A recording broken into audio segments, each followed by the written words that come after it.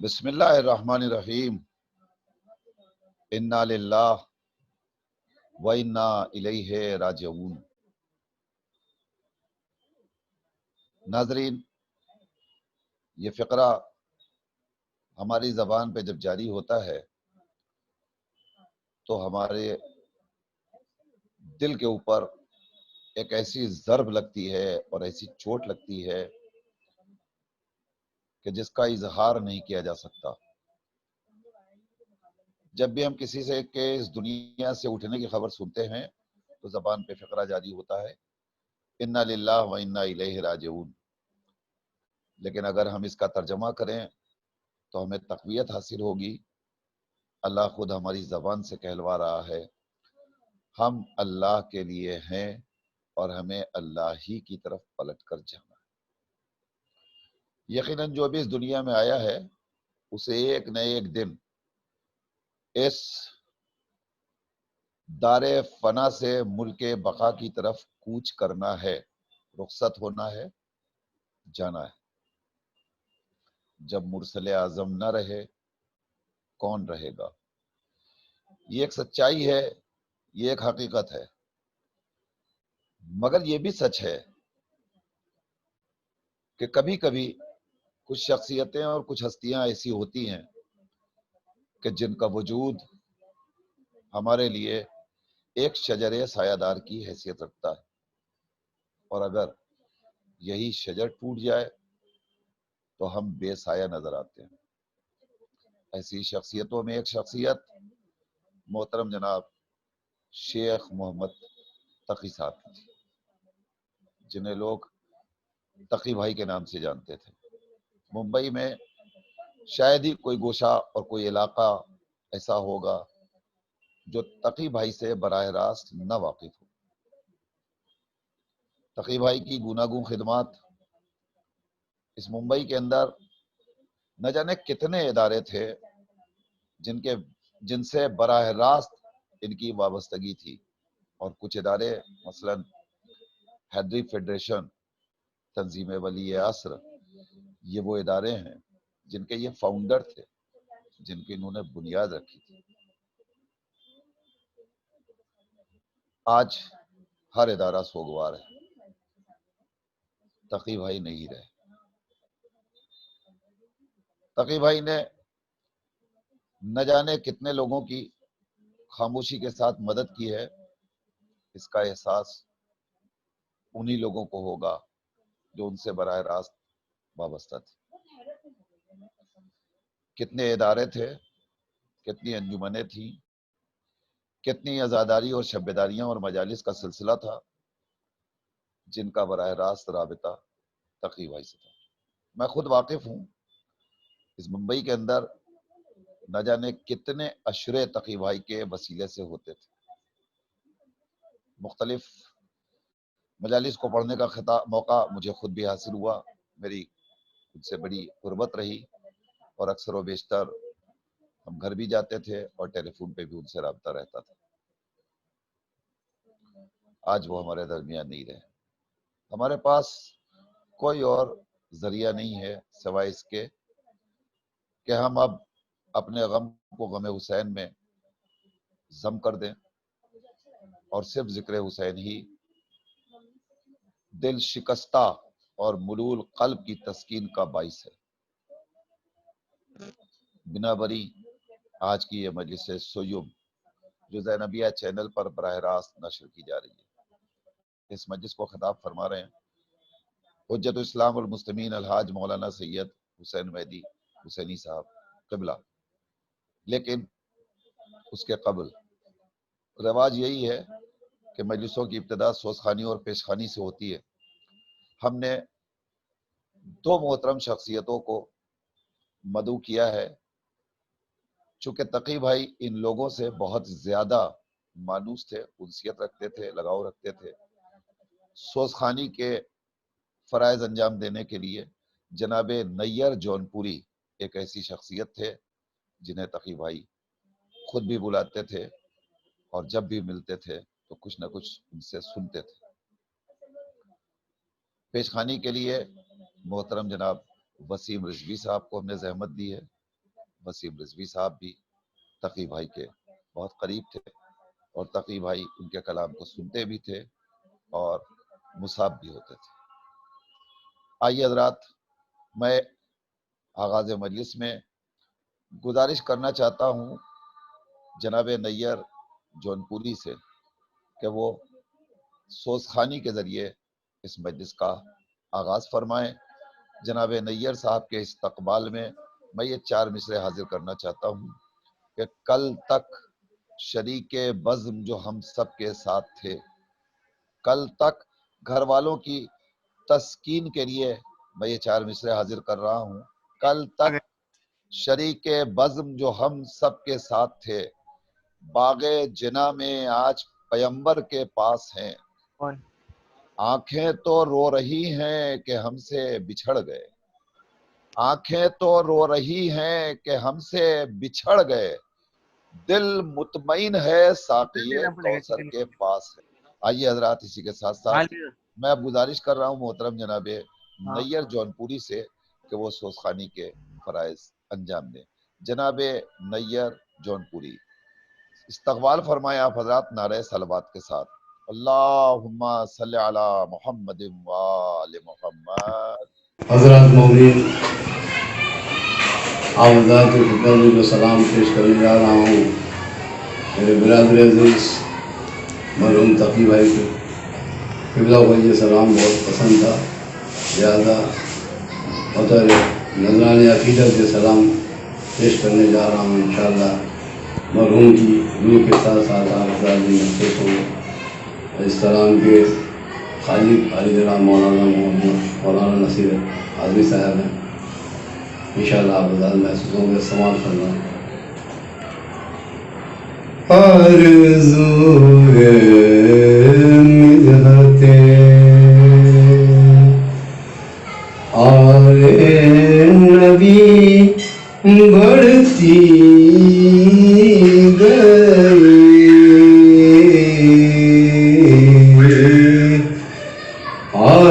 آرزوئے مدحت آل نبی بڑھتی گئی، ذکر حق کرتے رہے اور زندگی بڑھتی گئی،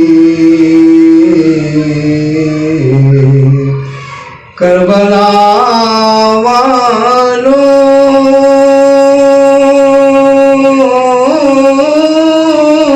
کی جتنی تشنگی بڑھتی گئی، قوت صبر و تحمل اور بھی بڑھتی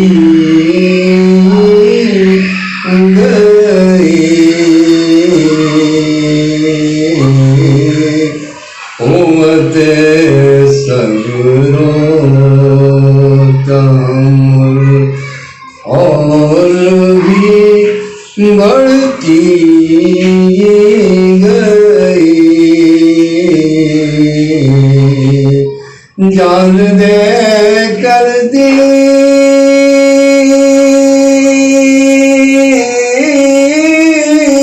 کو بخشی 72 نیا،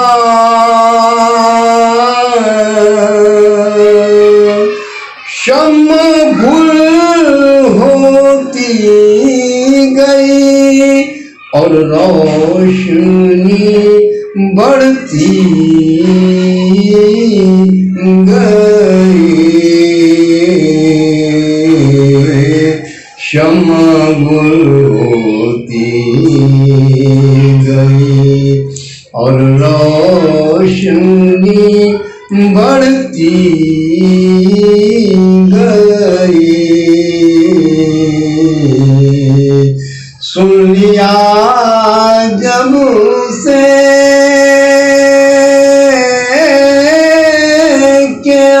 آتے عہد میں مرتضیٰ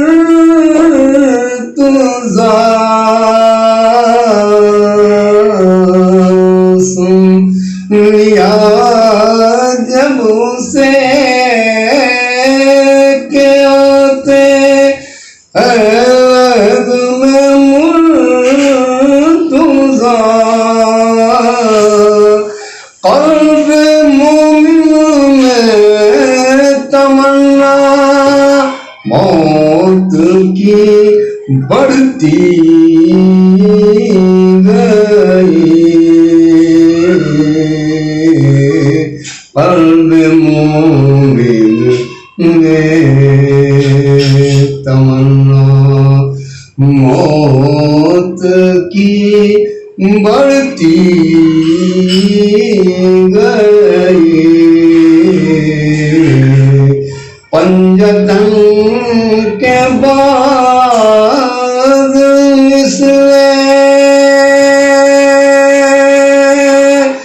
پنجتن آتے رہے پنجتن کے بعد پنجتن آتے رہے آیت تطہیر کی حد اور بھی بڑھتی گئی آیت تطہیر یہاں سے آپ مسائل کو چاہیے مزہ فرمائیں دیکھ کر عزم جواں کا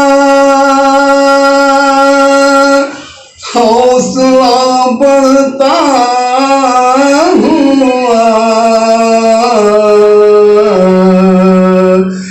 دیکھ کر عزم جواں کا حوصلہ بڑھتا ہوا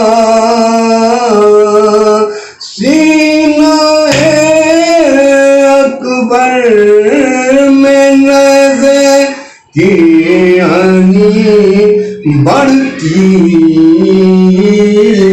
گئی سینہ اکبر میں نظر کی بڑھتی گئی باپ تو معصوم تھا اکبر کا صدمہ سہ گیا باپ تو معصوم تھا اکبر کا صدمہ سہ گیا ایک ماں تھی جس کے دل کی بے قراری بڑھتی گئی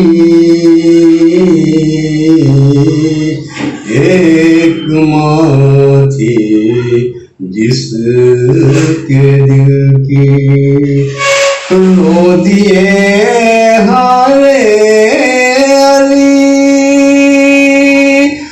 اصغر پہ خود اہل جعفر اور تیر کھا کر بے زباں کی جب ہستی بڑھتی گئی نیر شیرو سخن تو بن گیا جب سے نصیب نیر شعر و سخن تو بن گیا جب سے نصیب، تیرے حصے میں دعائیں فاطمی بڑھتی گئی، تیرے حصے میں دعائیں فاطمی بڑھتی گئی، آرزوئے مدحت۔ جزاک اللہ، سبحان اللہ۔ محترم جناب نیر صاحب جون پوری نے سوز خانی کے فرائض انجام دیے اور آپ حضرات مصاب ہوئے۔ اس کے بعد آپ کی خدمت میں محترم جناب وسیم رضوی صاحب تشریف لا رہے ہیں۔ ناظرین، آپ کے علم میں ہے کہ یہ مجلس سیوم ہے الحاج شیخ محمد تقی صاحب مرحوم کے حوالے سے، جو کل تک ہمارے درمیان تھے، آج نہیں رہے۔ پورا ممبئی سوگوار ہے، بہت سارے ادارے سوگوار ہیں۔ لاک ڈاؤن کا زمانہ ہے جس میں ہم محروم رہے، تشییع جنازہ بھی نہ کر سکے، لیکن زینبیہ چینل نے یہ سلسلہ جاری کیا ہے۔ وہ مرحوم جو رخصت ہو رہے ہیں ان کے لیے مسلسل مجالس ترحیم زینبیہ چینل پر نشر کی جا رہی ہے۔ روزانہ 8:30 بجے شب میں مجالس کا پروگرام رہتا ہے، آپ خود بھی دیکھیں اور دوسروں کو بھی مطلع کریں۔ آئیے میں گزارش کروں ایک اور پیش خواں محترم جناب وسیم رضوی صاحب سے کہ وہ نذرانہ عقیدت پیش فرمائیں، اس کے بعد خطیب مجلس حاضر ہو جائیں گے۔ سماعت فرمائیں جناب وسیم رضوی صاحب کو، نعرہ صلوات ارشاد فرما دیں۔ اللہم صلی علی محمد وآل محمد۔ مومنین کرام، مرحوم کی بہت ساری فرمائشیں ہوتی تھیں، ہمیشہ بہت ہی محبتوں کے ساتھ۔ اس وقت میں ایک سلام کے چند بند حاضر خدمت کر رہا ہوں، اس امید کے ساتھ کہ اس کا ثواب جو اجر عظیم ہے ائمہ طاہرین کے ساتھ ان کے درجات بلند ہوں، یہی خواہش ہے، یہی دعا ہے کہ مولا ان کی مغفرت فرمائے، ان کے درجات عالیہ کو بلند فرمائے۔ مطلب حاضر خدمت ہے، سماعت فرمائیں گے۔ نہر پر عباس کا روضہ نظر آنے لگا،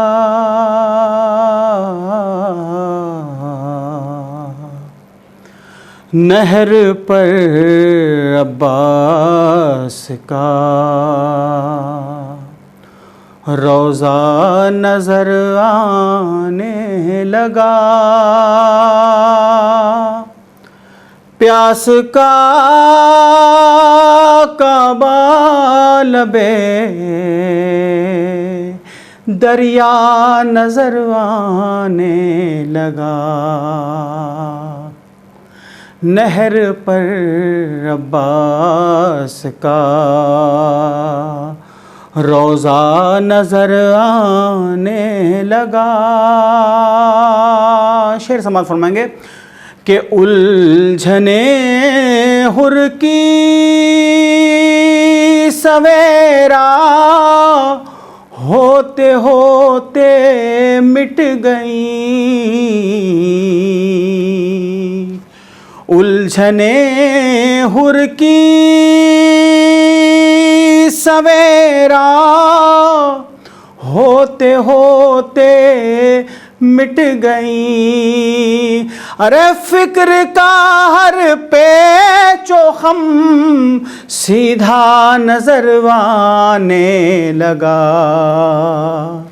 نہر پر عباس کا روضہ نظر آنے لگا تو رات بھر عباس غازی نے کیے اتنے طواف، رات بھر عباس غازی نے کیے اتنے طواف، خیمہ شاہ خدا کعبہ نظر آنے لگا، نہر پر عباس کا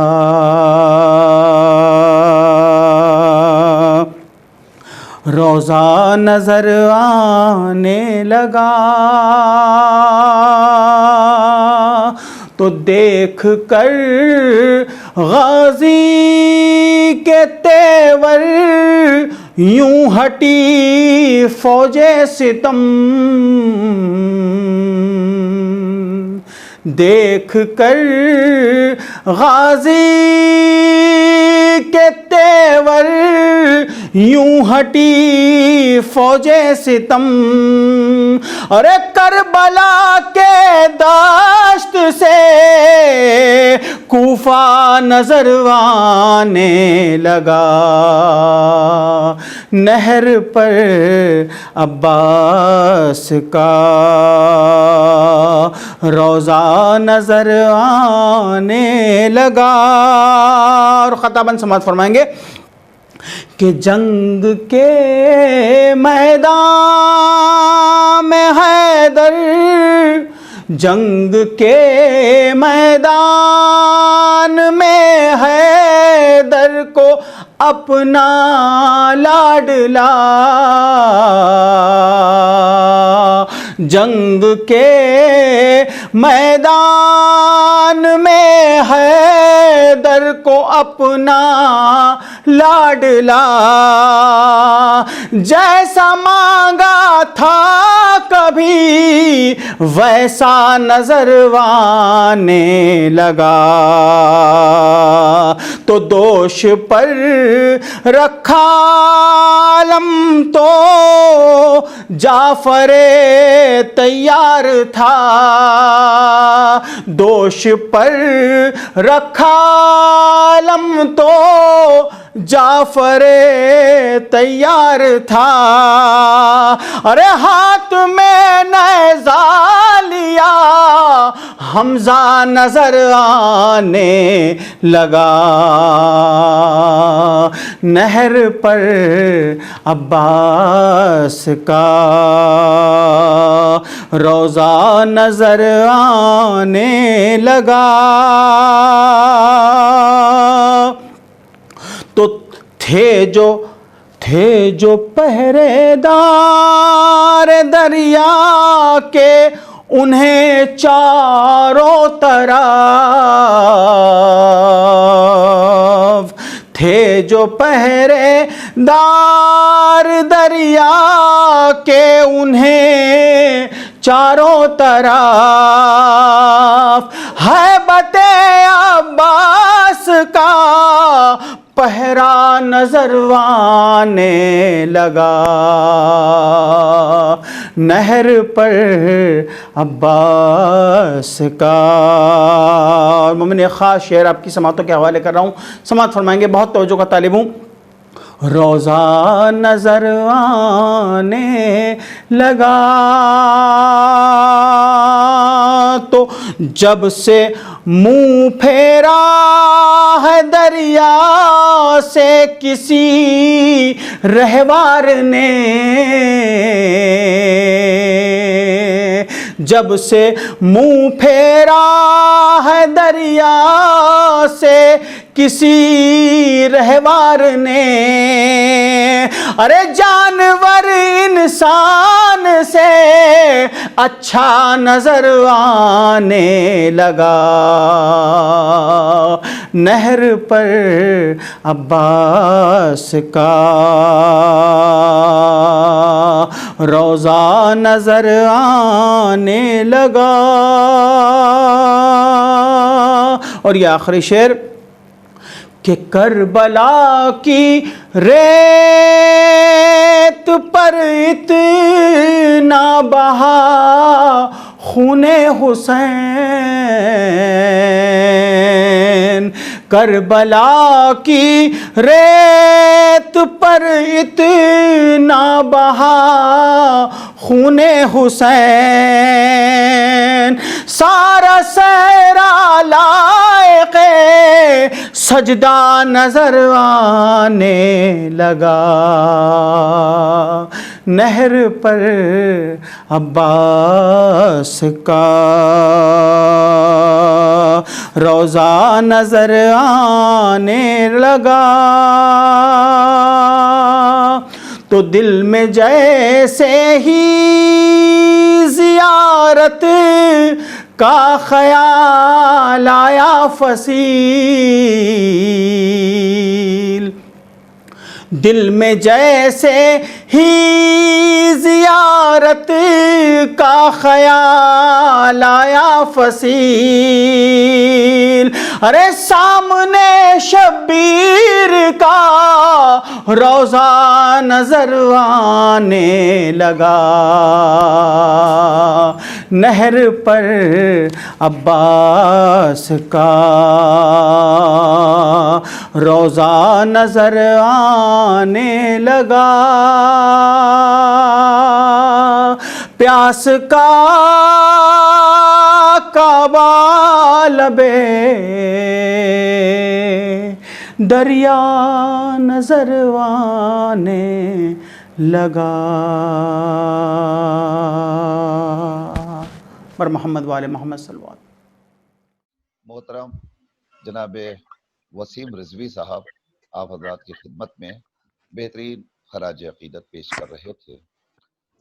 حضرات سوزخانی کے فرائض بھی انجام دیے جا چکے اور پیشخانی بھی محترم جناب وسیم رضوی صاحب نے ادا کی۔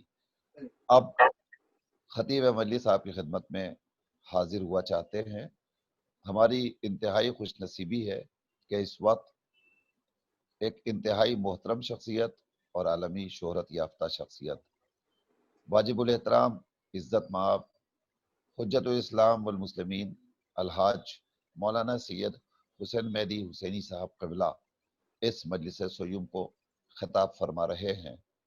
مولانا کو بھی تقی بھائی سے بہت ہی انسیت تھی اور تقی بھائی مولانا کا بے پناہ احترام کرتے تھے اور بڑی قدر کرتے تھے، اور مجھ سے اکثر اس حوالے سے گفتگو کرتے تھے کہ واقعی ایک عالم باعمل شخصیت ہے، انہیں دیکھ کر کے مجھے احساس ہوتا ہے کہ نائب امام کیسا ہونا چاہیے۔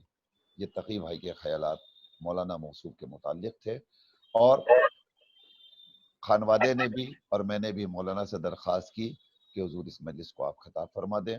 مولانا آمادہ ہو گئے۔ ہم اپنی طرف سے، ان کے گھر والوں کی طرف سے اور زینبیہ چینل کی طرف سے مولانا موصوف کا انتہائی شکریہ ادا کرتے ہیں، اور اب ملتمس ہیں انتہائی ادب و احترام کے ساتھ کہ اس مجلس عزا کو خطاب فرمائیں۔ آپ تمام حضرات سے گزارش ہے کہ مجلس سے قبل ایک بار مل جل کر کے سورہ حمد اور 3 بار سورہ توحید کی تلاوت فرما کر مرحوم و مغفور جناب سید شیخ محمد تقی صاحب کی روح کو ایصال فرما دیں۔ بسم اللہ الرحمن الرحیم، الحمدللہ رب العالمین، الرحمن الرحیم، مالک یوم الدین، ایاک نعبد و ایاک نستعین، اہدنا الصراط المستقیم، صراط الذین انعمت علیہم غیر المغضوب علیہم ولا الضالین۔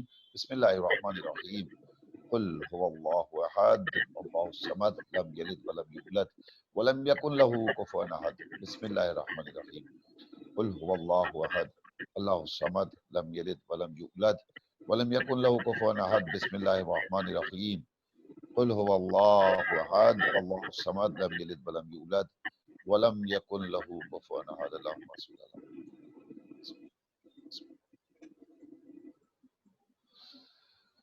آئیے حضرات، ہم اور آپ سب مل کر کے مولانا کا استقبال میں باوضع بلند نعرہ صلوات پڑھتے ہیں. اللہم صلی علی محمد وآل محمد. لا حول ولا قوة إلا بالله العلي العظيم. أعوذ بالله من الشيطان اللعين الرجيم. بسم الله الرحمن الرحيم. الحمد لله رب العالمين والعاقبة للمتقين والنار للعاصين والصلاة والسلام والتحية والإكرام على نبي الرحمة وشفيع الأمة صاحب الوقار والسكينة المدفون بأرض المدينة العبد المؤيد والرسول الممدد المصطفى الأمجد المحمود الأحمد أبي القاسم محمد وعلى آله الطيبين الطاهرين المعصومين المنتجبين المخاطبين لا سيما على بقية الله الأعظم حجة ابن الحسن المهدي واللعنة الدائمة الباقية على أعدائهم أجمعين من يومنا هذا إلى قيام يوم الدين. أما بعد، فقد قال الله الحكيم في كتابه الكريم: بسم الله الرحمن الرحيم. وقضى ربك ألا تعبدوا إلا إياه وبالوالدين إحسانا. ایک صلوات پڑھ دے محمد و آل محمد.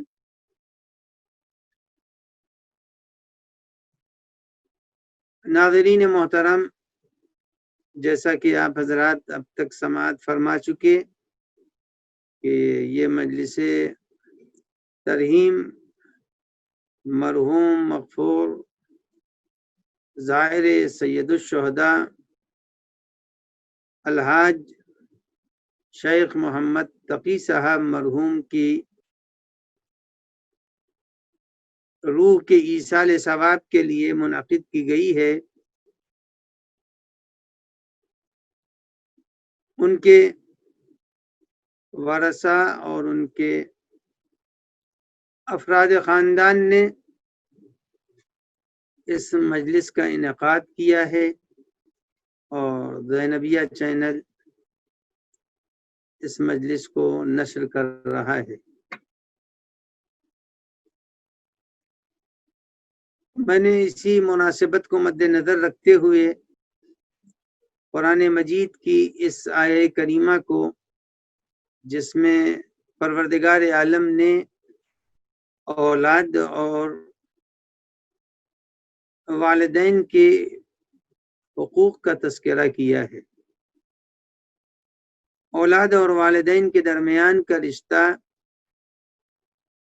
زندگی میں بھی برقرار رہتا ہے، اور اگر والدین دنیا سے چلے جائیں تو بھی ان سے رشتہ منقطع نہیں ہوتا. زندگی کے رشتوں کو بھی اسی آیہ کریمہ میں، جو سورہ اسراء کی آیت ہے، میں نے آپ کے سامنے اس کی تلاوت کی. ارشاد باری ہو رہا ہے: وَقَضَى رَبُّكَ أَلَّا تَعْبُدُوا إِلَّا إِيَّاهُ. اللہ کا یہ فیصلہ ہے اور اللہ کا یہ حکم ہے کہ جب تم زمین کے اوپر عبادت کرنا تو عبادت صرف اور صرف خدا کی کرنا. اللہ کے علاوہ کوئی لائق عبادت نہیں ہے، عبادت صرف اللہ کی کرنا. لا تعبدوا الا ایاہ. اور عبادت بہت ہی نازک مرحلہ ہے، کہیں سے اس عبادت میں شرک کا پہلو شامل نہ ہونے پائے. لیکن اس آیت کی ترتیب نے یہ بتایا کہ پروردگار عالم عظمت والدین کو مد نظر رکھتے ہوئے ہم انسانوں کو درس دے رہا ہے، توجہ دلا رہا ہے کہ تم جس طرح سے مجھ کو لائق عبادت تصور کرتے ہو اور میری عبادت میں کسی کو بھی شامل کرنا شرک تصور کرتے ہو، اسی طرح یہ یاد رکھنا کہ اپنے والدین کے ساتھ احسان کرو۔ وبالوالدین احسانا، اپنے والدین کے ساتھ اچھا سلوک کرو، اپنے والدین کے ساتھ احسان کرو۔ دیکھیے عربی کے اعتبار سے یہاں کے اوپر جو لفظ استعمال کی ہے قرآن مجید نے وہ بالوالدین احسانہ، جو حضرات میری اس آج کی تقریر کو سماعت فرما رہے ہیں وہ اس نقطۂ قرآن کی طرف بھی متوجہ ہو جائیں۔ ایسا بھی ہو سکتا ہے کہ ایک وقت وہ آ جائے کہ اولاد اپنے والدین کی براہ راست خدمت نہ کر سکے، جبکہ اس کے پاس وقت بھی ہے، موقع بھی ہے، لیکن وہ جیسا یورپ میں ہو رہا ہے، ترقی یافتہ ملک جن لوگوں کو کہا جاتا ہے، وہ لوگ اپنے والدین کے اخراجات جو سینٹر بنے ہوئے ہیں ضعیفوں کے لیے وہاں ادا تو کر دیتے ہیں، لیکن خود والدین کی خدمت نہیں کرتے۔ لیکن یہاں کے اوپر بالوالدین کی جو لفظ آئی ہے، یہ بے یہاں کے اوپر عربی گرامر کے اعتبار سے اس نقطے کی طرف اشارہ کر رہا ہے جو شاید ہمارے ناظرین کے لیے اجنبی ہو، کہ یہاں بے خود براہ راست کے مفہوم میں ہے، استعانت کے مفہوم میں ہے کہ تم جہاں تک ممکن ہو سکے اپنے والدین کی خود خدمت کرنا، ان کے لیے فقط چیک کاٹ کر کے دے دینا یہ کافی نہیں ہوگا۔ بالوالدین احسانہ، تم خود ان کے ساتھ حسن سلوک کرو، اچھا انداز اختیار کرو۔ اس کے بعد قرآن مجید کہتا ہے کہ ایک وقت زندگی میں یہ آ سکتا ہے کہ اما یبلغن عندک الکبر احدہما، کہ دونوں میں سے کوئی ایک ضعیف ہو جائے۔ جب ضعیف ہو جائے تو اب وہاں کے اوپر قرآن مجید نے ارشاد فرمایا کہ وَلَا تَقُلْ لَهُمَا اُفٍّ، تم اپنے والدین کے سامنے جب جانا اور ان سے تم روبرو ہونا، جب ان کی خدمت میں پہنچنا تو جنریشن گیپ سامنے آئے گا۔ جب جنریشن گیپ سامنے آئے گا تو دو الگ الگ دور کے لوگ ہیں، دو الگ الگ زمانے کے افراد ہیں۔ آج جن کے ہاتھوں میں موبائل ہے، آج سے 15 سال پہلے جو موبائل تھا وہ آج نہیں ہے۔ تو عزیزان گرامی، جنریشن جب گیپ ہوگا تو فکریں بھی الگ ہوں گی، انداز زندگی بھی الگ ہوگا، روش بھی الگ ہوگی۔ ایسی صورت میں تمہارا فریضہ یہ ہے کہ تم لا تقل لہما اف، تم ان سے اف بھی نہ کہنا، بلکہ تم جب ان کے سامنے جانا تو تمہارا فریضہ یہ ہے کہ تم ان سے قل لہما قولا کریما، تم ان سے جو گفتگو کرنا وہ گفتگو کیسی کرنا جس میں اللہ کے کرم کی جھلک آ رہی ہو۔ اللہ کریم ہے تو تمہارے انداز میں بھی کرم کی جھلک آ رہی ہو۔ ایسا نہ ہو کہ تم اپنے والدین کے ساتھ جو روش اختیار کرو وہ روش کرم الہی کی ترجمانی نہ کر رہی ہو۔ اللہ کا کرم تھا، اس نے گوشت کے ایک لوتھڑے کو جو نہ بول سکتا ہے، جب انسان آغوش مادر میں آتا ہے تو ایک بس متحرک وجود ہوتا ہے جس میں حرکت ہوتی اور کچھ نہیں ہوتا، نہ بول سکتا، نہ آنکھوں میں روشنی ہوتی، نہ ہاتھوں میں توانائی ہوتی، نہ پیروں میں قوت ہوتی، نہ وہ اپنے اوپر سے مچھر و مکھی کو ہٹا سکتا ہے، نہ اپنی ضرورت کا اظہار کر سکتا ہے، لیکن اللہ نے کرم یہ کیا، اس کرم کی بنیاد پر دو محافظ حوالے کیے، ایک کا نام تھا ماں اور دوسرے کا نام تھا باپ۔ ان دو محافظ کے ذریعے سے پروردگار عالم نے ایک انسان بے جان کو جاندار بنایا، توانائی ماں نے بخشی، محافظت باپ نے کی، ضرورت دونوں نے پوری کی، اور پورا کرنے کے بعد اس منزل تک پہنچا دیا کہ اب انسان خود جوان ہو گیا۔ جب جوان ہو گیا تو اب اس کی ذمہ داری یہ ہے کہ جب وہ اپنے والدین کی خدمت میں پہنچے تو کہے کہ لا قولا کریما، قل لہما قولا کریما، جو گفتگو ہو اس کے اندر، جیسے اللہ نے تمہارے ساتھ کرم کیا، تم کو بھی چاہیے کہ تم ان کے ساتھ جو گفتگو کرو اس گفتگو کے اندر شرافت پائی جا رہی ہو، اس کے اندر انسانیت پائی جا رہی ہو۔ قرآن مجید آگے بڑھ کے کہتا ہے کہ وَاخْفِضْ لَهُمَا جَنَاحَ الذُّلِّ مِنَ الرَّحْمَةِ۔ دیکھیے قرآن نے بڑی تاکید کی ہے اولاد کے لیے کہ اولاد اپنے والدین کے ساتھ یہ سلوک کرے۔ تو قرآن فرماتا ہے وَاخْفِضْ لَهُمَا جَنَاحَ الذُّلِّ مِنَ الرَّحْمَةِ کا۔ دیکھیے بہت سے لوگ اپنے والدین کے سامنے جاتے ہیں تو اکڑ کے جاتے ہیں۔ آپ نے دیکھا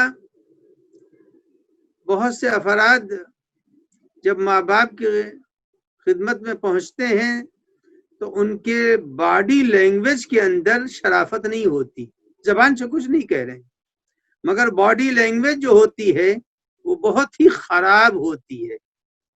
تو قرآن نے باڈی لینگویج کے اوپر ایک گرفت رکھی ہے، پکڑ رکھی ہے، روکا ہے انسان کو کہ یاد رکھنا تمہاری باڈی لینگویج بھی اچھی ہونی چاہیے۔ پہلے زبان کے اوپر پابندی لگائی کہ لا تقل لہما اف ولا تنہرہما، نہ اف کہنا اور نہ انہیں جھڑکنا، دونوں کام نہیں کرنا۔ جھڑکنا اور اف کرنا یہ دونوں کام نہیں کرنا۔ اف تو خیر ماشاء اللہ زندگی کے ہر لمحے میں انسان اف کہتا ہے، لیکن در حقیقت اف کے معنی ہوتے ہیں ساؤنڈ کی لمٹ کو بیان کرنا۔ عربی میں اف ساؤنڈ کی لمٹ کو بیان کرتا ہے، اور یہ قرآن مجید کی جو آیہ کریمہ ہے کہ لا تقل لہما اف، اگرچہ یہ لفظ اف اردو میں جاری ہے، رائج ہے، بولا جاتا ہے، لیکن یہ ساؤنڈ کی لمٹ کو بتا رہا ہے، جسے مفسرین نے لکھا ہے ساؤنڈ کا لمٹ بھی ماں باپ کے حضور میں سمجھنا چاہیے کہ ماں باپ کے حضور میں ہمارے ساؤنڈ کا لمٹ کیا ہونا چاہیے۔ اب یہ اف کی تفسیر رازی نے اچھی کی ہے۔ رازی نے کہا کہ جب انسان کے ہاتھ میں کہیں اس نے ہاتھ رکھ دیا، پرانی کوئی ایسی کتاب ہے، کوئی ایسی جگہ ہے جہاں کے اوپر ہفتوں سے صفائی نہیں ہوئی تو ایک گرد پڑ جاتی ہے۔ بہت سے کرونا کی وجہ سے آفس بند ہے، جب کھلیں گے تو وہاں میز کے اوپر مثلا گرد لگ گئی، اب اس پر کسی نے ہاتھ رکھ دیا تو ہاتھ پر گرد لگ گئی۔ اب اس گرد کو انسان جب صاف کرتا ہے تو اس کے مختلف طریقے ہیں۔ ایک طریقہ یہ ہے اس نے اپنے پھونک کے ذریعے سے اس ہاتھ کو صاف کر لیا۔ تو یہ ساؤنڈ کی لمٹ جو پھونک کے ذریعے سے نکلتی ہے، قرآن نے کہا اتنی تیز آواز بھی اپنے ماں باپ کے سامنے استعمال نہ کرنا۔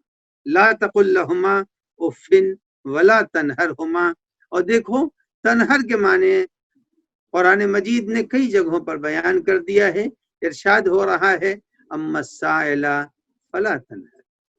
دیکھیے ہر انسان کی زندگی میں ہے کہ وقت و بے وقت کا سائل اور فقیر لحاظ نہیں کرتے، لہذا گھر کی کال بیل کو دبایا، جیسے ہی کال بیل کو دبایا دروازہ آپ نے کھولا، دیکھا فقیر ہے، کچھ بھی اس سے نہیں کہا، بڑی بے رخی کے ساتھ دروازہ بند کر لیا۔ اس کو کہتے ہیں نہر کرنا، یعنی جھڑکنا. زبان سے نہیں کہا، بے رخی سے دروازے کو بند کر لیا. کچھ کہا ہوتا تو پھر اس کے سمجھ میں بھی آتا، لیکن بے رخی کا برتاؤ کرنا.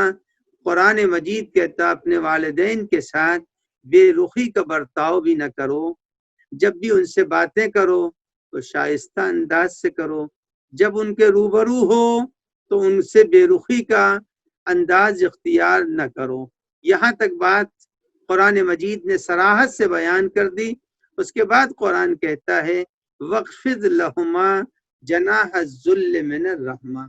کہ جب تم اپنے والدین کے ساتھ جاؤ، ترجمہ میں قرآن کے تو یہ ملے گا کہ تم اپنے شانوں کو جھکا کے جاؤ، لیکن در حقیقت اردو میں وہ قوت و توانائی نہیں ہے کہ وہ عربی کے ساتھ چل سکے. لہذا اب یہاں پر وقفز کے جو معنی بیان کیے ہیں مفسرین نے وہ یہ ہیں کہ ہر آدمی نے دیکھا ہے اور شہروں میں رہنے والے ڈسکوری کے ذریعے سے دیکھتے رہتے ہیں. قرآن مجید نے جس لفظ کو استعمال کیا ہے وہ لفظ آج دیہاتوں میں رہنے والے بآسانی سمجھ جائیں گے اور ڈسکوری دیکھنے والے بھی بآسانی اب سمجھ جائیں گے. دیکھیے، جب کوئی پرندے کا بچہ اپنے گھونسلے اور آشیانے میں ہوتا ہے، جب اس کے لیے ماں اور باپ کوئی دانہ لے کر، کوئی پروانہ لے کے، کوئی پتنگا لے کر کے بطور غذا اس گھونسلے تک، اس آشیانے تک پہنچتے ہیں، تو بچے ماں باپ کو دیکھ کے اپنے شانوں کو ہلانے لگتے ہیں. تو قرآن مجید نے جس لفظ کو استعمال کیا ہے وہ لفظ یہی ہے وقفض، یعنی شانوں کو پرندے ہلاتے ہیں. کتنا حسین تصور قرآن نے پیش کیا. کہا تم انسان بنتے ہو نا، تم تو اپنے کو اشرف المخلوقات سمجھتے ہو، تم تو اپنے کو تسخیر کائنات کا ذمہ دار سمجھتے ہو کہ تم زمین اور آسمان ہواؤں میں جہاز اڑا لو گے اور اسپیس میں تم راکٹ بھیج دو گے، سمندروں کی گہرائیوں سے تم مٹی کے تیل اور پٹرول نکال لو گے. تم تو اپنے کو بڑا سمجھتے ہو نا. لیکن یہ بڑائی اس وقت سامنے آئے گی، یہ شرافت کا مظاہرہ اگر کر رہے ہو تو انسان ہو، اگر شرافت کا مظاہرہ نہیں کر رہے ہو. کا ایک پرندہ ہے، حیوان ہے، لیکن جب ماں باپ کو دیکھتا ہے تو بڑے محبت و بڑی محبت و بڑے اخلاص سے وہ اپنے شانوں کو ہلا کر ویلکم کرتا ہے.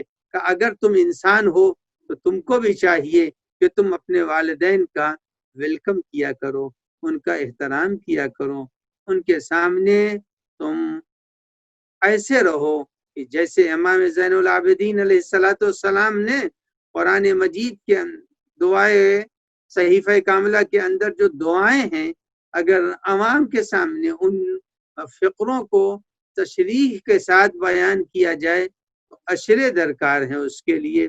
امام نے والدین کے لیے جو لفظیں استعمال کی ہیں اس میں امام نے فرمایا ہے کہ اے پالنے والے، میرے دل میں والدین کی ہیبت ڈال دے. یعنی امام فرما رہے ہیں والدین کی ہیبت، مگر آج بالکل معاشرہ بدلا ہوا ہے. آج معاشرے کے اندر بالکل تبدیلی آ چکی ہے. ایک حدیث ہے امام علیہ السلام، چوتھے ہی امام کی ایک حدیث ہے، اور اس میں امام نے فرمایا تو جیسے کرونا کی وبا کی خبر حکومت دیتی ہے، پرہیز کرنا سننے والوں کا کام ہے، شہر میں رہنے والوں کا کام ہے، وہ اس وبا سے خود کو بچائیں. امام نے ایک وبا کا تذکرہ کیا ہے. وہ وبا کیا ہے؟ امام نے فرمایا کہ ایک زمانہ وہ آئے گا کہ انسان والدین کو اگنور کرے گا، نظر انداز کرے گا اور دوستوں سے روابط کو مستحکم کرے گا. کہ یہ وبا ہے جس وبا میں یہ نہیں کہہ سکتے کہ جب امام نے کہہ دیا تو اب تو مبتلا ہونا ہے.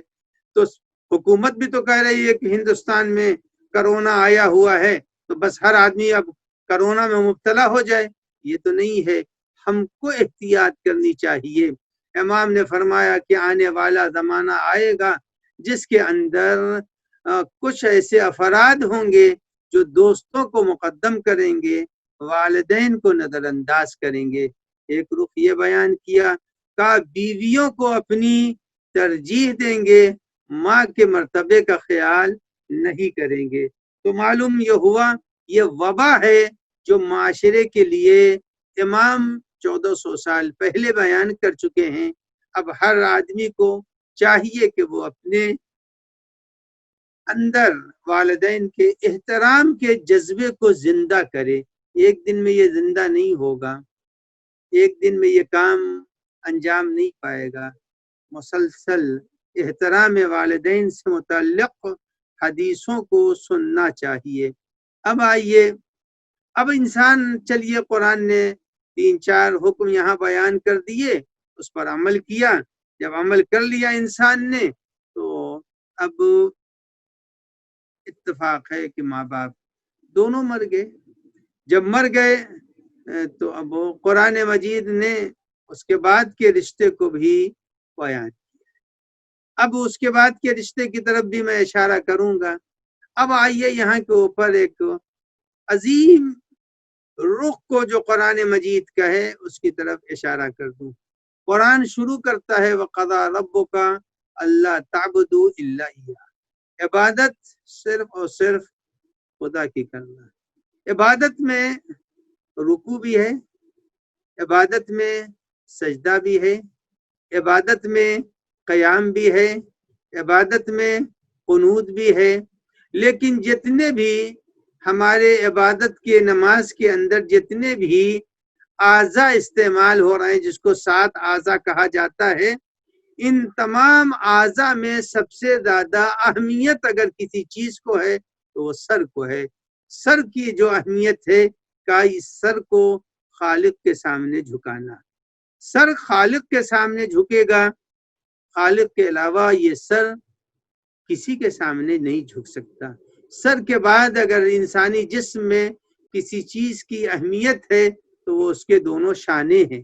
جب دونوں شانے ہیں جس کے اوپر سر ٹھہرا ہوا ہے تو کتنا حسین تصور اللہ نے دیا، قرآن مجید نے پیش کیا کہ تم خالق حقیقی کے سامنے تو پیشانی کو اور سر کو جھکانا، اور خالق مجازی کے سامنے تم اپنے دونوں شانوں کو جھکانا.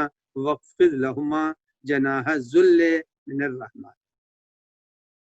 اب تیسری چیز میں آپ کی خدمت میں عرض کروں کہ انسان دنیا کے اندر والدین کی حیات میں روایتوں کے اندر ہے کہ کچھ وہ افراد ہوں گے جو زندگی میں تو والدین کی خدمت کرتے ہیں، لیکن مرنے کے بعد ان کا شمار ان نالائق اولاد میں ہوگا جو والدین کو بھول چکے ہوں گے. تو مرنے کے بعد انسان بھی اپنے والدین کو یاد رکھے. کیسے یاد رکھے؟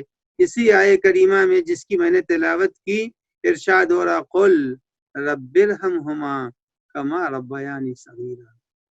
اے پالنے والے ہمارے والدین کے اوپر رحم کر.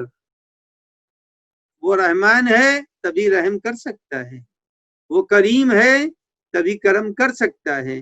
لہذا اس سے ہم نے مطالبہ کیا اپنے والدین کے لیے کہ اے پالنے والے تجھ سے مطالبہ کرتا ہوں.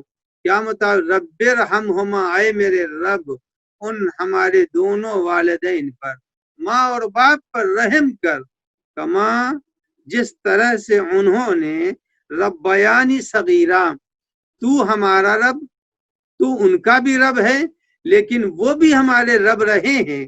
کب رہے ہیں؟ جب ہم گدے کے اوپر تھے، جب ہم شیرخوار تھے، جب ہم کمسن تھے، جب ہم بے زبان تھے، جب اپنی ضرورت بیان نہیں کر سکتے تھے، بحیثیت رب انہوں نے ہماری ضرورتوں کو پورا کیا. اب آئیے،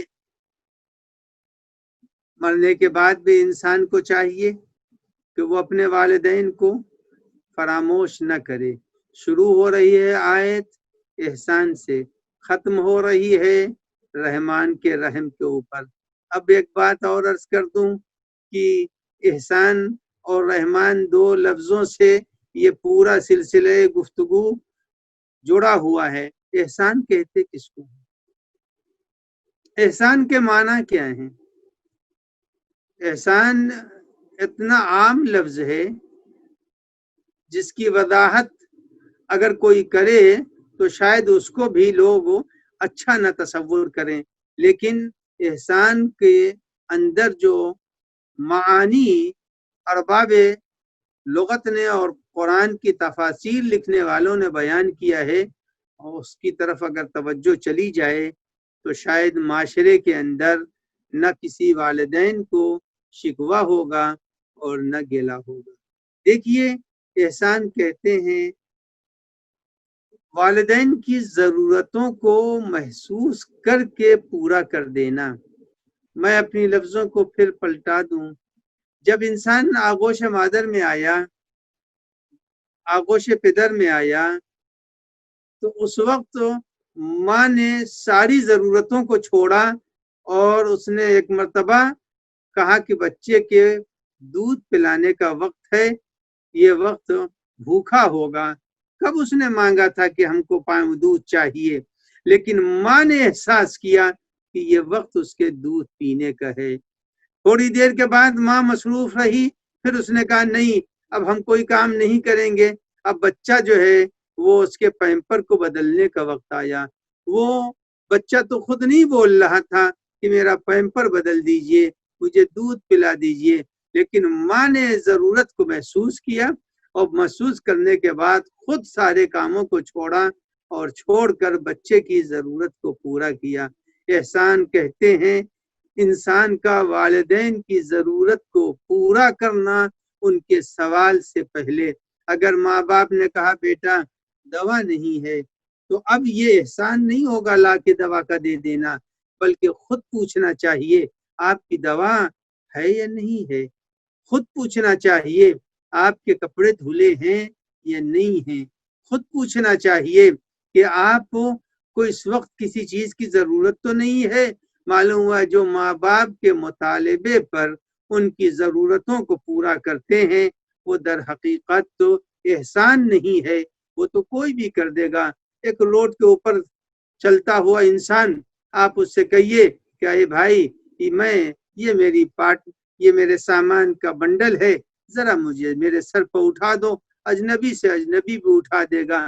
سوال پر کسی کی ضرورت کو پورا کرنا یہ کمال نہیں ہے۔ بے مانگے ماں باپ کی ضرورت کو محسوس کرنا، جیسا بچپنے میں کما ربیانی صغیرہ، جیسے بچپنے میں انہوں نے ہماری ضرورتوں کو محسوس کر کے اس سے پورا کیا ہے، اسی طرح ہر انسان کو چاہیے وہ اپنے والدین کی ضرورت کو پورا کرے۔ اب آئیے قرآن مجید سورہ نساء میں، یہ سورہ اسراء کی آیتیں تھیں، ارشاد ہو رہا یوصیکم اللہ فی اولادکم۔ اب قرآن مجید نے مرنے والے یعنی والدین سے تاکید کی ہے کہ تم اپنی اولاد کے لیے وصیت کرو۔ یوصیکم اللہ فی اولادکم، اللہ نے تمہیں وصیت کی تاکید کی ہے۔ اب یہ بتا دوں میں آپ کی خدمت میں کہ وصیت کی ضرورت کیوں ہوئی، کیا ضرورت ہے وصیت کرنے کی، اور جو لوگ وصیت کیے بغیر مر جاتے ہیں ان کے لیے میں ایک حدیث پڑھ دوں، من مات بغیر وصیت ماتا میتتن جاہلیہ۔ جو لوگ دنیا میں مر جاتے ہیں وصیت کیے بغیر مرتے ہیں، پیغمبر اکرم صلی اللہ علیہ وآلہ وسلم فرماتے ہیں کہ گویا انہوں نے جاہلیت کی موت پائی ہے۔ جاہلیت کی موت سے مراد جہالت اور جاہلیت میں فرق ہے۔ جاہلیت کی موت سے مراد من مات ولم یعرف امام زمانہ مات میتتن جاہلیہ، جاہلیت سے مراد وہ موت ہے جو کہ کسی نبی کی شریعت کے اوپر نہیں ہوتی، اس کو کہتے ہیں زمانہ جاہلیت۔ اس زمانے کو کہتے ہیں جس میں کسی نبی کی شریعت پر عمل نہ ہو رہا ہو۔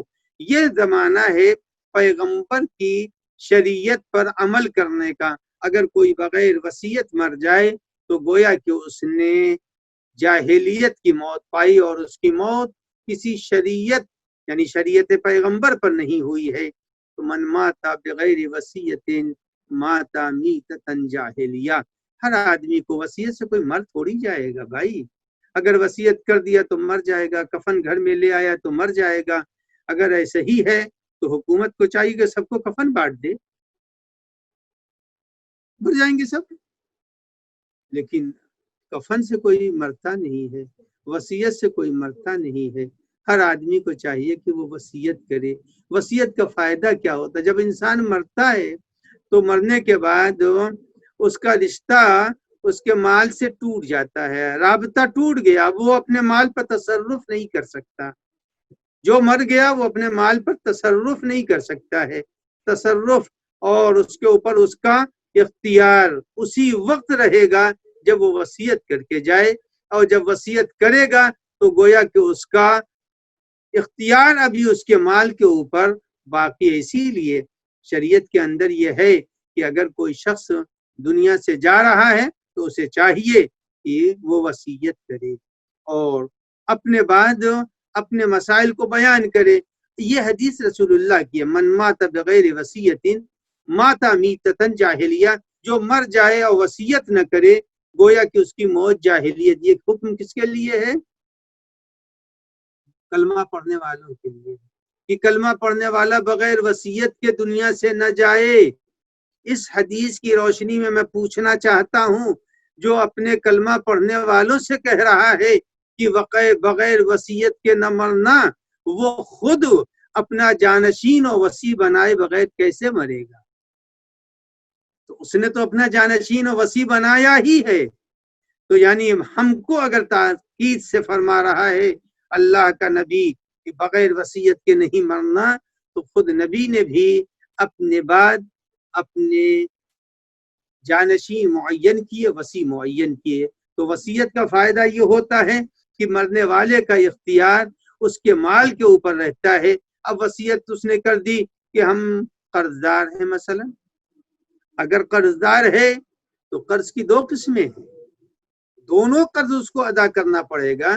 یا قرض ہے کہ مثلا مرنے والا مرا اور حج نہیں کیا ہے اور اس حج اس کے اوپر واجب تھا، تو چونکہ حج مالیات میں سے ہے، لہذا اگر اس نے مال چھوڑا ہے اور حج نہیں کیا تو اس پر واجب ہے، ان کے ورثہ کے اوپر واجب ہے کہ وہ حج پہلے ادا کرے، ورنہ میراث بانٹ نہیں سکتے۔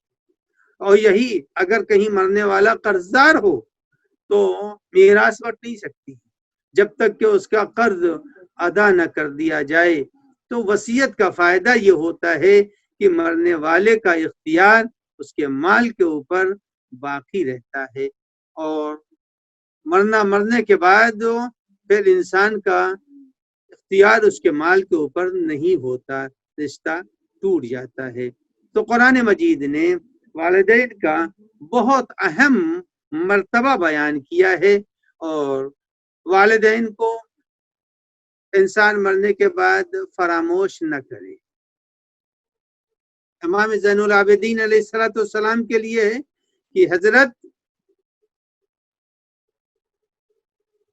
سن 61 ہجری میں سید الشہداء امام حسین علیہ السلام کی شہادت ہوتی ہے، اور سن 95 ہجری میں چوتھے امام کی شہادت ہوتی ہے۔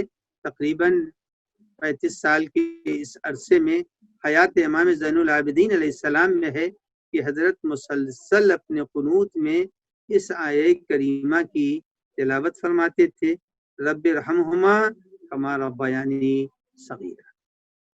تو جب امام معصوم سردار جنت والدین ہیں، امام حسین سردار جنت ہیں، اور جناب امام زین العابدین علیہ السلام کی ماں امام کی ماں بھی ہیں، امام کی کے ساتھ ساتھ بیوی بھی ہیں، امام کی بہو بھی ہیں، امام کی دادی بھی ہیں، اب ایسی صورت میں بھی امام اپنے قنوت میں یہ دعا پڑھ رہے ہیں، یہ قرآن کی آیت تلاوت فرماتے ہیں، رب ارحمہما کما ربیانی صغیرا۔ تو عزیزان گرامی، انسان کو اپنے والدین کو فراموش نہیں کرنا چاہیے۔ مرنے کے بعد انسان کے لیے یہی ساری چیزیں اہمیت رکھتی ہیں کہ خود اس نے کیا کیا ہے اور اپنے بعد کیسے افراد چھوڑے ہیں جو اس کی وصیت پر عمل کریں. اس کے تمام مسائل، اگر کسی کی نماز چھوٹی ہے تو نماز ادا کرائیں ان کے ورثہ، اگر روزہ چھوٹا ہے تو ان کے ورثہ ان کے روزوں کو ادا کرائیں. یہ حکم وصیت ہے. اور عزیزان گرامی، قبر میں پہنچنے کے بعد قرآن مجید کہتا ہے من ورائہم برزخ الی یوم یبعثون. مرنے کے بعد انسان جس جگہ پہنچ جاتا ہے وہ جگہ ایسی ہے کہ وہاں سے پلٹ کے نہیں آ سکتا. سورہ مبارکہ مومنون میں قرآن کہتا ہے کہ من ورائہم برزخ الی یوم یبعثون. جب انسان مرتا ہے تو اب قیامت تک کے لیے وہ قبر میں چلا جاتا ہے. جب قبر میں جاتا ہے تو قبر میں اس کے سامنے سب سے پہلی جو چیز سامنے آئے گی وہ مودت اہل بیت، محبت اہل بیت. اہل بیت کی محبت سب سے پہلے وہاں کے اوپر انسان کے لیے باعث تقویت بنے گی. مرحوم مغفور جناب شیخ محمد تقی صاحب دنیا میں تو نہیں رہے. آپ نے ابھی شاعر محترم جناب نصیر آدمی صاحب سے ان کے تمام خدمات سماعت فرمائے کہ ہر ادارے سے ان کا ربط رہا. اس کے ساتھ ساتھ ایک بات یہ بھی تھی کہ وہ زائر امام حسین علیہ السلام بھی تھے. وہ زائر ائمہ بقی علیہ السلام بھی تھے، زائر فاطمہ زہرا بھی تھے، حج بھی کیا تھا، عمرہ بھی کیا تھا، اور ایک زیارت تو کربلا معلی کی اس حقیر کے ساتھ بھی تھی. یقیناً مرنے والے نے قبر میں اہل بیت کی زیارت کے ساتھ ساتھ یہ دنیا میں جو انہوں نے زیارت کی تھی اس کے اثرات بھی دیکھا ہوگا. یقیناً اہل بیت سے زیادہ باعظمت کائنات کے اندر کوئی بھی نہیں ہے. حدیثوں کے اندر ہے کہ اگر یہ اہل بیت علیہ السلام نہ ہو تو لساخت الارض، زمین پھر باقی نہیں رہے گی. یہ تو انسانوں کی بدبختی ہے. یہ انسانوں کی بدبختی ہے کہ انسان اہل بیت کو نہیں پہچانتے، ورنہ اہل بیت کو کائنات پہچانتی ہے. اہل بیت کو ذرہ ذرہ پہچانتا ہے، اور کوئی ایسی موجود نہیں، مخلوق نہیں ہے کہ جو اہل بیت کو نہ پہچانتی ہو.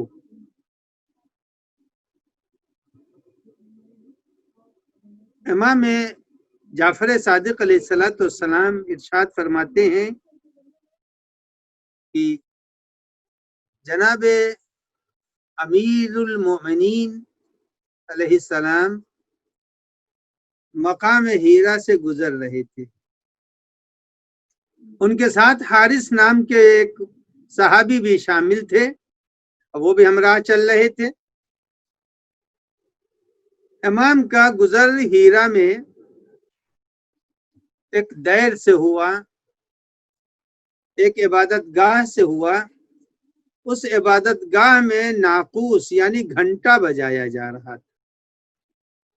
تو دنیا کے اندر نہ جانے کتنی عبادت گاہوں میں یہ گھنٹے بجائے جاتے ہیں جس کو ناقوس کہتے ہیں.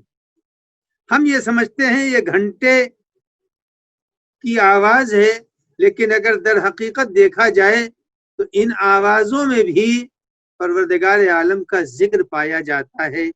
لہذا حارث کہتے ہیں کہ جس وقت امام زین العابدین علیہ السلام امام جعفر صادق علیہ السلام نے اس واقعے کو نقل کیا کہ حارث امیر المومنین کے ساتھ جا رہے تھے، جب گھنٹے کی آواز امیر المومنین نے سنی تو فرمایا حارث سے کہ اے حارث یہ بتاؤ، جب یہ ٹکرا کے ساؤنڈ نکل رہا ہے، آواز نکلتی ہے، تو یہ کیا چیز ہے، یہ آواز کیا کہتی ہے؟ تو حارث نے کہا مولا کچھ بھی نہیں۔ امام نے کہا نہیں، اس آواز کے اندر بھی ذکر خدا ہے، اس آواز کے اندر بھی پروردگار عالم کا ذکر ہے۔ کہا مولا کیسے ہے؟ کہا لا الہ الا اللہ، یہ جو گھنٹے کی آواز ہے اس میں سے آواز آتی ہے لا الہ الا اللہ حقا حقا، لا الہ الا اللہ صدقا صدقا، لا الہ الا اللہ ان الدنیا قد غرتنا، لا الہ الا اللہ یا ابن الدنیا مہلا مہلا۔ جب امام نے یہ بیان فرمایا اور حارث نے اس بات کو نقل کیا اور اپنے ہمراہ لکھ لیا، اور جب دوسرا دن ہوا تو حارث پہنچے ہیں اسی عبادت گاہ میں، اور اس دیر کے راہب سے کہا ذرا ایک مرتبہ پھر تم اپنا یہ ناقوس بجا دو۔ جب اس نے ناقوس کو بجایا تو حارث نے اس کی ہر ساؤنڈ اور ہر صوت کے اوپر کہا لا الہ الا اللہ حقا حقا، لا الہ الا اللہ صدقا صدقا، لا الہ الا اللہ ان الدنیا قد غرتنا، لا الہ الا اللہ یا ابن الدنیا مہلا مہلا۔ جیسے جیسے وہ گھنٹہ بجاتا جا رہا تھا، حارث امام کے بیان کو تطبیق دیتے جا رہے تھے۔ جب اس نے یہ بات سنی اور ساؤنڈ سے اس نے امام کے بیان کو مربوط کیا تو ایک مرتبہ چونک کے وہ راہب کہتا ہے کہ یہ حارث یہ بتاؤ یہ تم کو بتایا کس نے ہے؟ تو حارث نے کہا کل جب تمہارے دیر میں ہمارے ہمراہ جو صاحب آئے تھے انہوں نے یہ بتایا ہے۔ تو ایک مرتبہ وہ سیدھے بیٹھا اور بیٹھنے کے بعد وہ کہتا ہے کہ کیا وہ نبی ہیں؟ کیا وہ نبی ہیں؟ تو کہا نبی تو نہیں ہے۔ تو کہا کیا وصی نبی ہیں؟ کہا ہاں وصی نبی ہیں۔ تو وہ راہب کہتا ہے کہ قسم ہے میں نے اپنی قدیم کتابوں میں پڑھا تھا کہ ناقوس کی آواز کی تشریح جو کرے گا وہ خاتم النبیین کا وصی ہوگا، خاتم النبیین کا جانشین ہوگا۔ میں نے کتابوں میں پڑھا تھا لیکن آج تک مجھ کو کوئی بتانے والا نہیں تھا کہ جو گھنٹے کی آواز ہے اس کے اندر سے لا الہ الا اللہ حقا حقا، لا الہ الا اللہ صدقا صدقا، لا الہ الا اللہ ان الدنیا قد غرتنا، لا الہ الا اللہ یبن الدنیا مہلا مہلا، آج تک کسی نے اس آواز کی تطبیق نہیں کی تھی۔ اس نے کہا حارث مجھے ان کی خدمت میں لے چلو، اس لیے کہ میں نے قدیم کتابوں میں یہ پڑھا تھا اور آج مجھ کو وہ فرد مل گئی، وہ ذات مل گئی، وہ شخص مل گیا جس کے لیے ہماری قدیم کتابوں میں تھا کہ اس کا بتانے والا وصی نبی ہوگا، وہ خاتم النبیین کا جانشین ہوگا۔ وہ پہنچا بارگاہ امیر المومنین میں اور پہنچنے کے بعد حضرت کے دست مبارک پر ایمان لایا۔ معلوم یہ ہوا کہ عقیدہ مودت اہل بیت انسان کو قبر کی تاریکیوں سے بچا دیتا ہے۔ اور اس کے پہلے بھی میں نے کئی بار اس بات کا ذکر کیا کہ اللہ جنت میں تو سب کو لے جائے گا، ازلفت الجنت للمتقین، یہ متقی تھے، تقی بھائی پرہیزگار تھے۔ تو قرآن کہتا ہے کہ اللہ جنت کو پرہیزگاروں کے لیے آراستہ کر دے گا، لیکن بہت سے ایسے افراد ہیں جو جنت میں جائیں گے، یقیناً جائیں گے، لیکن جنت میں جنت ان کی ملکیت نہیں بنے گی۔ دیکھیے کرائے کے مکان میں اگر کوئی ہے تو بہت سے مالک مکان پہلے ہی طے کر دیتے ہیں، کیل نہیں ٹھوک سکتے۔ یا ہوٹل میں آپ گئے ہیں تو آپ ہوٹل کے تولیے تک کو اپنے استعمال میں تو لا سکتے ہیں، وہاں سے اپنے ساتھ نہیں لے سکتے، لیکن وہ آپ کے استعمال کے لیے ہے۔ آپ ہوٹل میں بڑے سے بڑے ہوٹل میں کھانا کھائیں، پلیٹ لے کے آ نہیں سکتے، چمچہ لے کے آ نہیں سکتے، اس لیے کہ وہ آپ کے لیے مباح قرار دیا گیا ہے، آپ کی ملکیت نہیں قرار دیا گیا ہے۔ جنت کچھ لوگوں کے لیے مباح بنے گی، کچھ لوگوں کی ملکیت بنے گی۔ ملکیت ان لوگوں کی بنے گی جنہوں نے سید الشہداء کی زیارت کی ہے، اور مباح ان لوگوں کے لیے بنے گی جنہوں نے اہل بیت سے محبت کی ہے مگر سرزمین کربلا پر نہیں پہنچے ہیں۔ مرحوم مغفور جناب شیخ محمد تقی صاحب کے لیے ایک خصوصیت یہ بھی ہے کہ وہ تقی بھی تھے، پرہیزگار بھی تھے، اور اس کے ساتھ ساتھ بڑے دینی اداروں کے ساتھ انہوں نے تعاون کیا ہے، مگر وہ جنت کے مالک بھی ہیں چونکہ انہوں نے امام حسین کی زیارت کی ہے، اور جو زائر سید الشہداء ہے وہ زمین کا مالک ہوگا، جنت کا مالک ہوگا۔ عزیزان گرامی، موت سب کو آتی ہے، لیکن ساتھ ہی تکلیف دہ موت بن جاتی ہے جب کوئی مرنے والے کے قریب نہ ہو۔ لہذا امام علی رضا علیہ السلام کی حیات طیبہ میں ملتا ہے کہ امام کو غریب الغربا کہتے ہیں، لیکن مرنے والے بھی تقی تھے، اور امام محمد تقی علیہ السلام کی حیات طیبہ اور امام علی رضا علیہ السلام کی حیات طیبہ کو اگر دیکھا جائے تو امام کو غریب الغربا کہتے ہیں۔ سارے امام ہمارے شہید ہوئے ہیں مگر کسی امام کو غریب الغربا نہیں کہتے، صرف امام علی رضا علیہ السلام کو غریب الغربا کہتے ہیں۔ اس کی وجہ یہ تھی جو نہج بلاغہ میں ہے، غریب اس کو کہتے ہیں جس کے وقت موت اس کے بیٹے، بیوی، بیٹیاں، بہو کوئی اس کے سرہانے نہ ہو۔ سید الشہداء بھی کربلا میں شہید ہوئے مگر زینب تھی، زین العابدین تھے۔ جتنے ہمارے امام شہید ہوئے ہیں سوائے امام علی رضا علیہ السلام کے، جب امام کی روح نکل رہی تھی تو اس وقت نہ امام محمد تقی تھے نہ کوئی اور تھا، یکا و تنہا پردیس میں امام کی روح نکلی۔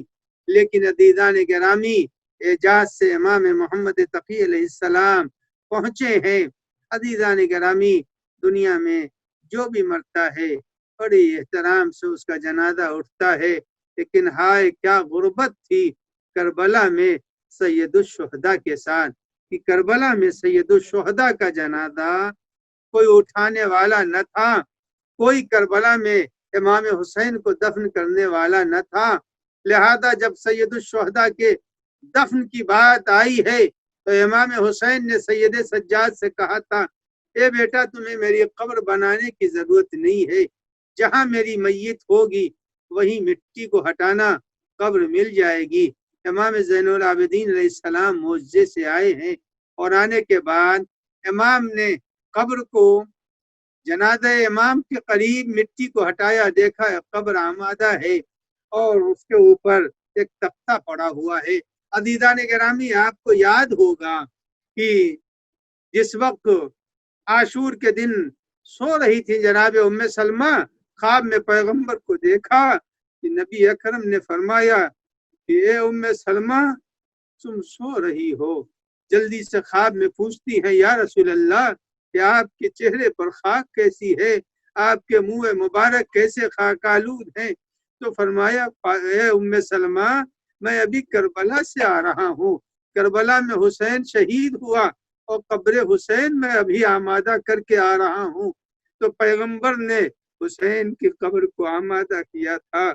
جب امام زین العابدین پہنچے، مٹی کو ہٹایا، تختے کو ہٹایا، دیکھا ایک چادر پڑی ہوئی ہے، چادر کو جیسے ہی ہٹایا، ہمیشہ کا اصول یہ ہے کہ جب تک کوئی بڑا نہ آ جائے، خاندان کا بزرگ بچوں کی وجہ سے، چھوٹوں کی وجہ سے اپنے آنسو کو روکے رہتا ہے، ضبط کرتا ہے۔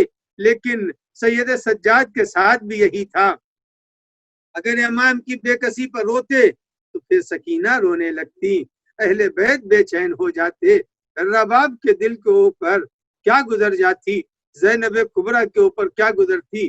سید سجاد نے باپ کا غم دل کھول کے ابھی تک نہیں منایا تھا، لیکن جب دفن کے لیے پہنچے ہیں اور چادر کو ہٹایا، جیسے ہی چادر کو ہٹایا کیا دیکھا کہ دو ہاتھ بلند کیے نبی اکرم بیٹھے ہیں، امیر المومنین اور فاطمہ زہرا ہیں، آواز دے رہی بیٹا سید سجاد، ارے میرے حسین کو میرے حوالے کر دو۔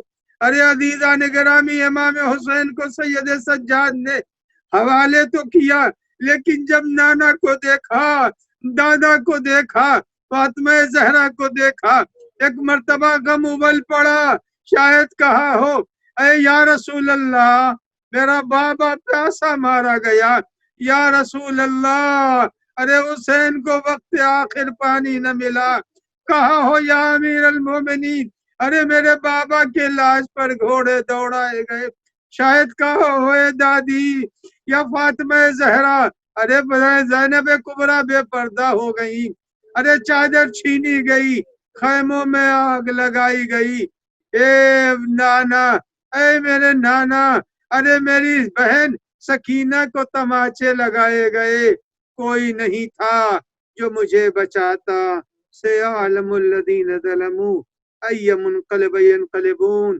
لعنت اللہ علی القوم الظالمین۔ یا اللہ قلب امام کو راضی و خوشنود فرما، ظہور امام میں تعجیل فرما، مرحوم و مغفور جناب شیخ تقی صاحب کو امام حسین کے جوار میں جگہ عنایت فرما، ان کے پسماندگان کو صبر جمیل کرامت فرما، پالنے والے واسطہ ہے بحق محمد و آل محمد علیہ السلام، قبر ائمہ بقی کے تعمیر کے اسباب عنایت فرما، پالنے والے واسطہ ہے کرونا کی وبا سے مومنین کو محفوظ فرما، جہاں کہیں بھی بیمار ہوں ان کو شفاء کامل و عاجل عنایت فرما، جو دنیا سے گزر گئے ہیں ان کے درجات کو عالی فرما، پالنے والے واسطہ ہے ملک و بیرون ملک سے جن لوگوں نے دعاؤں کی فرمائش کی ہے یا اللہ ان سب کی حاجتوں کو روا فرما، پالنے والے جو صاحبان دختر ہوں ان کو فرائض سے سبکدوش فرما، حوزات علمیہ مدارس علمیہ پالنے والے واسطہ ہے مراجع اعظام سب کی تائید و نصرت فرما، انک علی کل شیء قدیر بحق محمد و آلہ الطاہرین۔